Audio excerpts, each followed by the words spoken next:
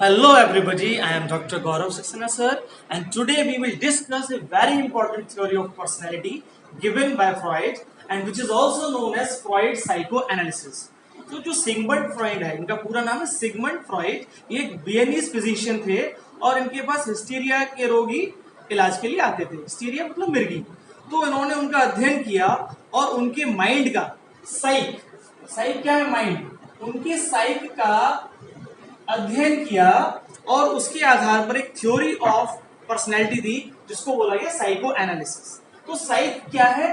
It is mind, मन। इसमें हमारा मन है, अभिवृत्तियां हैं और जो हमारी भावना है वो सब साइक का हिस्सा है।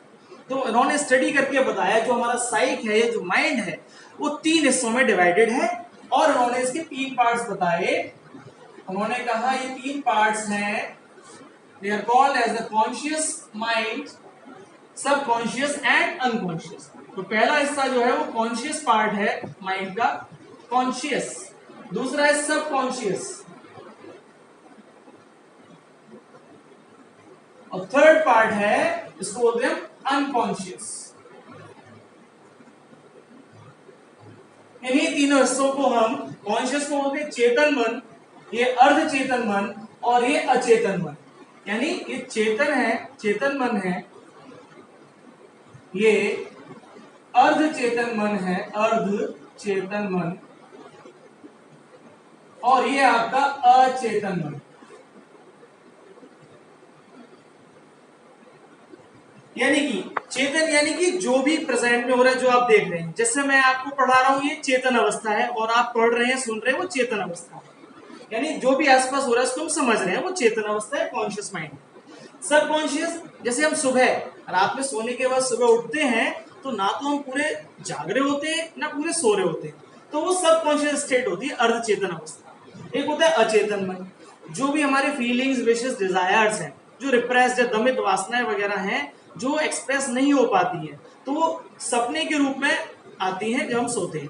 तो अनकॉन्शियस क्या है? ड्रीम्स वाला पार्ट है, इसमें हमारे फीलिंग्स हैं, रिप्रेस्ड फीलिंग्स, विशेस और डिजायर्स आते हैं। एक फ्रॉइड ही वो पहले साइकोलॉजिस्ट हैं जिन्होंने अनकॉन्शियस पार्ट को स्टडी किया और एक नई थ्योरी दी जिसको बोला गया साइको एनालिसिस। तो फ्रॉइड को हम फादर ऑफ साइको एनालिसिस भी कहते हैं। Freud is also known as the father of psychoanalysis और इस थ्योरी का नाम है psychoanalytic theory of personality. तो फादर ऑफ साइको एनालिसिस है। और फ्रॉइड ने एक इंपॉर्टेंट बात बताई, ये जो साइक है या माइंड, इसके 3 पार्ट है। इसका सिर्फ जो कॉन्शियस पार्ट है वो 1/10 पार्ट है, यानी 10% हिस्सा जो साइक का है, माइंड का है, वो तो होता है कॉन्शियस। बाकी का जो 9/10 पार्ट है, या हम ऐसे बोले 90% पार्ट है, वो अनकॉन्शियस और सबकॉन्शियस से मिलकर बना है। ये इंपॉर्टेंट कंसेप्ट है, इस बात को आप ध्यान देंगे। सिगमंड फ्रॉइड ने स्ट्रक्चर ऑफ पर्सनैलिटी के 3 पार्ट बताए हैं। उन्होंने कहा जो पर्सनैलिटी है it is divided into 3 types और 3 forms, that is id, ego and super ego. Id को हम इदम बोलते हैं, ईगो अहम और सुपर ईगो परम अहम। तो इड क्या है? ये बायोलॉजिकल इन नेचर है, यानी कि जन्म के साथ ही बालक में ये मौजूद होता है। ये ईगो जो है ये साइकोलॉजिकल कंसेप्ट है, ये साइकोलॉजिकल कंसेप्ट है। और जो सुपर ईगो है ये मॉरल या मॉरलिटी पर बेस्ड होता है।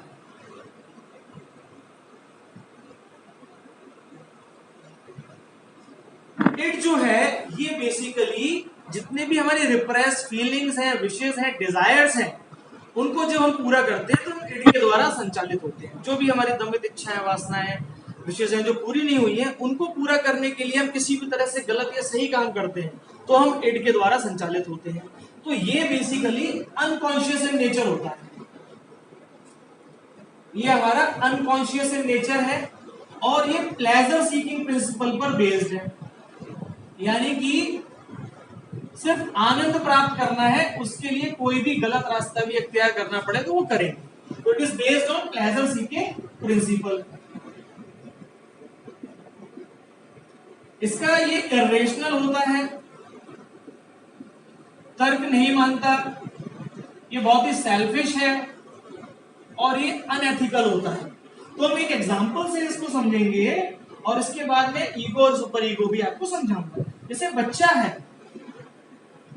छोटा बालक है, वो रो रहा है, तो वो क्यों रो रहा है? यानी कि वो भूखा है या प्यासा है, तो उसके लिए चिल्लाएगा, हाथ पैर पटकेगा और तब तक रोता रहेगा जब तक कि उसको फीड ना करा दिया जाए या उसको दूध ना पिला दिया जाए। तो इस वक्त जो चाइल्ड ये सब कर रहा है, ये वो इड के द्वारा संचालित हो रहा है। या कोई व्यक्ति है, किसी दुकान में गया और उसने नजर छुपा के कुछ चोरी कर लिया, उसको कुछ अपनी इच्छाएं पूरी करनी है, तो जो उसने चोरी की है तो वो इड के द्वारा संचालित हो रहा है। तो जितने भी रिप्रेस फीलिंग, विशेस, डिजायर्स की पूर्ति करने के लिए जो हम गलत काम करते हैं, इसका मतलब तब हम इड से संचालित हो रहे होते हैं। और ये एक तरह का इविल पार्ट है हमारी पर्सनैलिटी का। It is like an evil part of our personality.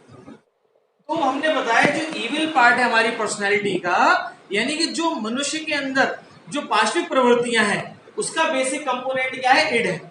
It is the basic component of animals nature in human. और इसके लिए इंपॉर्टेंट बात बताई थी फ्रॉइड ने कि जो इड है वो लिबिडो से गवर्न होता है। ये लिबिडो का कंसेप्ट बहुत इंपॉर्टेंट है और ये बहुत क्रिटिसाइज भी किया गया फ्रॉइड को। लिबिडो क्या है? एक एनर्जी है और उसका मेन एम होता है कि ग्रेटिफिकेशन ऑफ सेक्सुअल नीड्स, यानी सेक्स की पूर्ति के लिए जो एनर्जी एम कर रही, दैट इज लिबिडो। तो इड जो है वो लिबिडो के द्वारा संचालित है और ये अनकॉन्शियस पार्ट ऑफ ब्रेन है और बाय बर्थ ये बालक में या इंडिविजुअल में मौजूद रहता है। और इसी की वजह से जो मानव है उसके अंदर पार्श्विक प्रवृत्तियां विकसित होती है। तो इड के बाद हम ईगो डिस्कस करते हैं। Ego basically psychological in nature होता है और ये लार्जली कॉन्शियस पार्ट है, यानी जो हमारा चेतन मन है उसके हिसाब से ये गवर्न होता है और ये रियलिटी प्रिंसिपल पर बेस्ड है। It is based on reality principle. और ये लॉजिकल बातें, जो तार्किक बातें हैं, उस तरह से काम करता है। लॉजिकल है, ये रेशनल है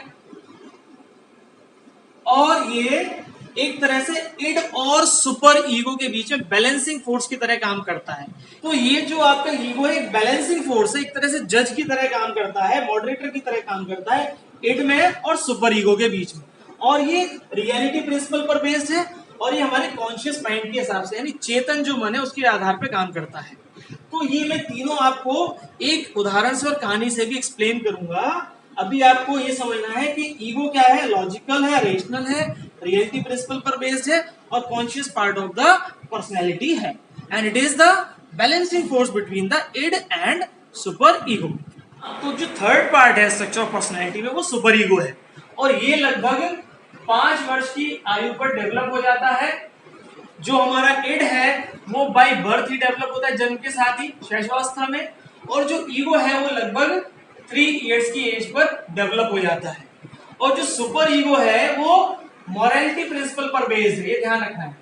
it is based on morality principle, यानी समाज में जो नैतिक तौर पे सही है उसी को ये सही मानता है। तो ये आइडियल्स की बात करता है। It is based on ideals, it is based on the ethics which are prevail in the society. और एक इंपॉर्टेंट बात है, जो सुपर ईगो है वो इड का एंटीथेसिस है, बिल्कुल विरोधाभासी है। तो सुपर ईगो क्या है? ये एंटीथेसिस ऑफ इड। एंटीथेसिस मतलब बिल्कुल अपोजिट है इड का। जैसे इड तो प्लेजर सीकिंग पर बेस्ड है और ये मोरालिटी पर बेस्ड है, तो इन दोनों में लड़ाई होती रहती है और इन दोनों की लड़ाई में जज की तरह जो काम करता है वो ईगो काम करता है।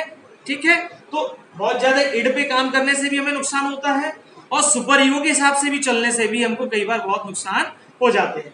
तो ये बैलेंस करता है ईगो, इड और सुपर ईगो के बीच में।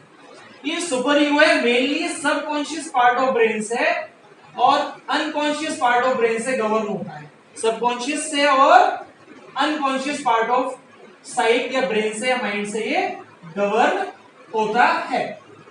अब मैं आपको एक कहानी समझाऊंगा जिससे आपको इड, ईगो और सुपर ईगो बिल्कुल दिमाग में फिक्स हो जाएगा। तो कहानी ये है कि एक बालक अपने माँ बाप के साथ, पेरेंट्स के साथ किसी रिलेटिव के यहाँ गया और वहां उसको कमरे में एक बड़ा सुंदर खिलौना दिखा और वो जिद करने लगा कि मुझे ये खिलौना चाहिए, I want this toy, I want this toy.